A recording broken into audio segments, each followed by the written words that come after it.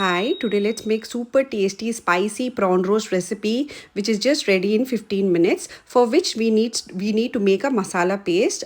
Here in a blender you need to add in onion, tomato, ginger, garlic and curry leaves. This is a very simple, very easy recipe. Prawn lovers, definitely this is a must try. It will be ready in 15 minutes. Now you need to add in some basic spices like chili powder. Next I'll be adding in some turmeric powder. Now I'll be adding in some fennel seeds. I'll be adding in some peppercorns. Please note the measurement and the ingredients are on the screen above. Next I'll be adding in some salt to taste, and then I'll be squeezing in some lemon juice. Now I'll blend it into a smooth paste and keep it aside.